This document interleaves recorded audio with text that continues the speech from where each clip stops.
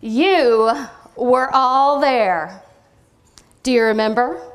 It was January 1st, and millions of people all across the globe, they grabbed their pen and their paper, and they started writing out their hopes and their dreams and their wishes and their wants. And then they nailed it up on the wall.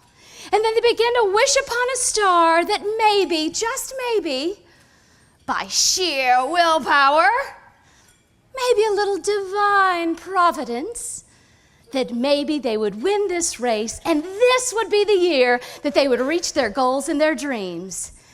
And then reality sets in. So let's be honest, how many of you actually set a New Year's resolution this year? By raise of hands.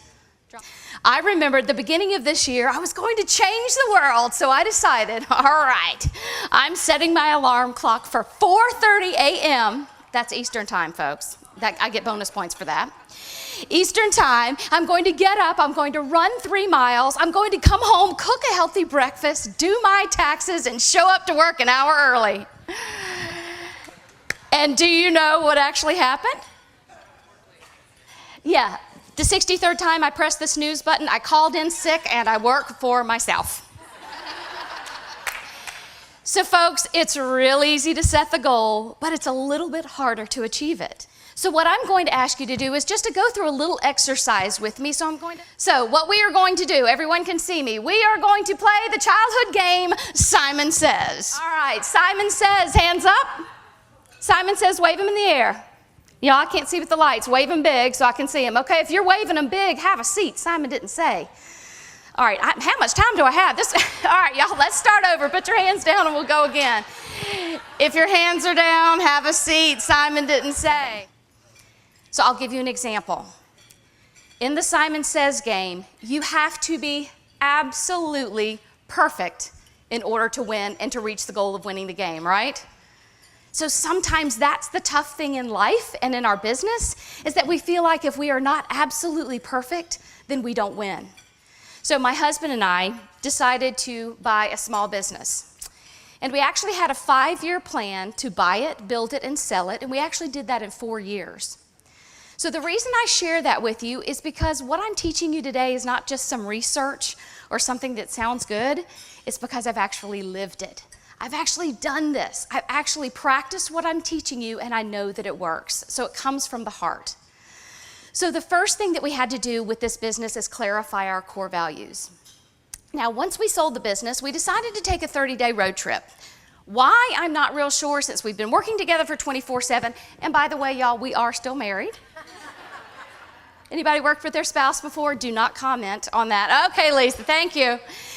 So we actually are still married. We decided to take a 30-day road trip up the eastern side of the United States, up into southern Canada, where my husband is from, and then down through the central part of the States.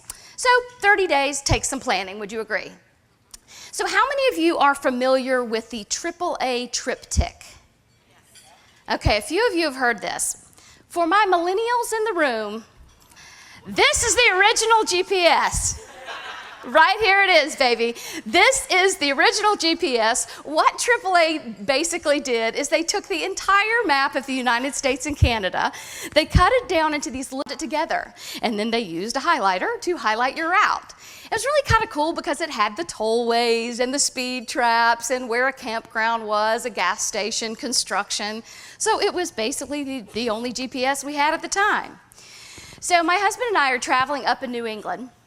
And we are traveling, looking at the beautiful trees. And we're in Massachusetts, and you know, in Florida, we have pine trees and palm trees. I mean, y'all have got more than that around here. Pine trees and palm trees, that's all we've got. So we're looking at the beautiful trees, and we see all of a sudden there's a billboard says, toll booth 5 miles ahead, be prepared. And we're looking at the golden browns and the reds and the yellows and just these colors that look like a canvas had been painted before our very eyes.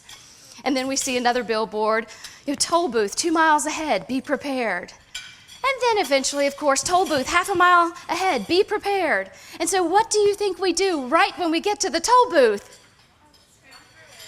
Exactly, we scramble for change. So we're totally unprepared. We were so mystified by everything that was going on.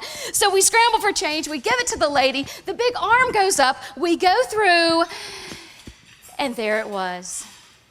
It was a huge fork in the highway. So my husband says, well, which way do we go? Which way do we go? I mean, no time to determine this. So I grabbed the map and I'm like, go left, go left. We went left. It was the wrong way. 15 minutes later was the next exit. So we had to go through that exit, turn around, come through the toll booth 2 more times to know that we had to go right. You see, what had happened is I failed to look at this little compass on the map that told me where north was. Had I seen that, I would have known that I needed to look at the map this way and go right. It was a 30 to 40 minute problem, 3 tolls instead of 1. And what I realized is that I wasn't following the compass. And I think that's the way it is with our life and with our businesses. If we don't know where that compass is pointed, if we do not know that ultimate direction that we are going, then I think we tend to take detours that are unnecessary.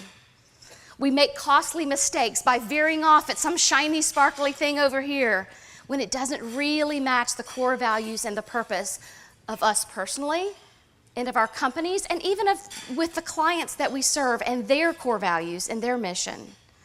So you have to clarify your core values first.